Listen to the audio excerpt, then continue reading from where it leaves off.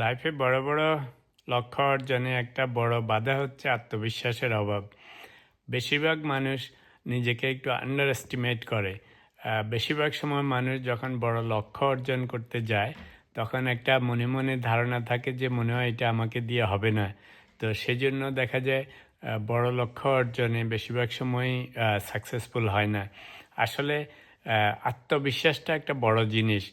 99% people দেখবেন বেশিরভাগ সময় নেগেটিভ থট নিয়ে থাকে।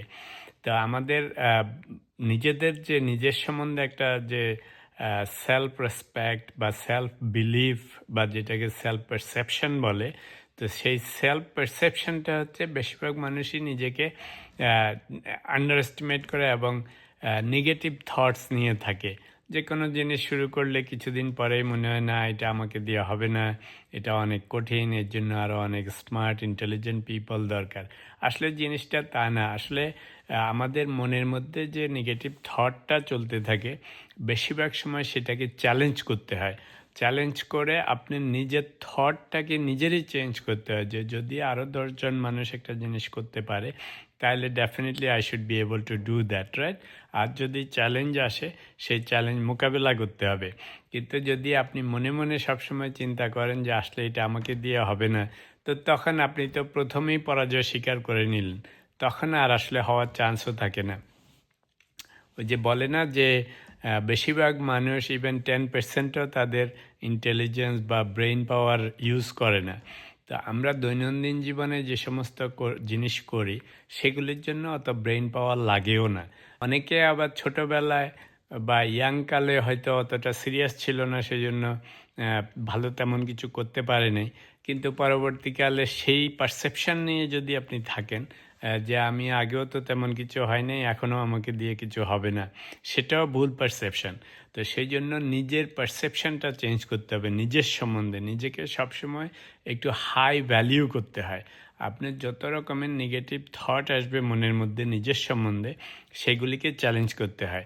সবসময় মনে করবেন যে you are capable enough, you are intelligent enough, you are smart enough to do certain things, right?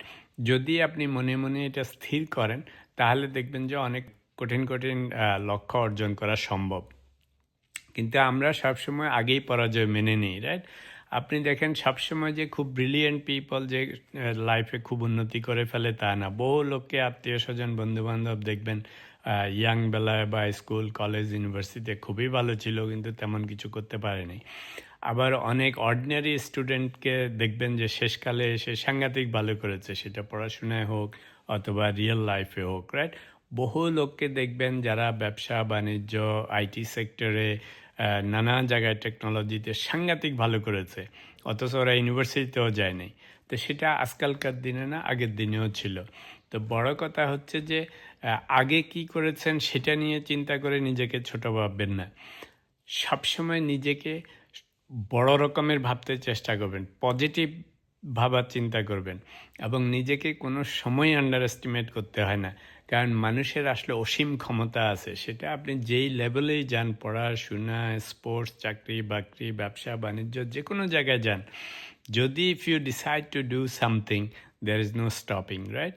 সেটা আপনি আগে ব্রিলিয়েন্ট ছিলেন কি ছিলেন না, ভালো রেজাল্ট ছিল কি ছিল না, nothing matters. What you decide today, that matters. আর যে সমস্ত চ্যালেঞ্জ আসে সেগুলিকে যদি আপনি সিরিয়াসলি অ্যাটাক করেন দেখবেন যে এই সমস্ত কোনো চ্যালেঞ্জই চ্যালেঞ্জ না, রাইট?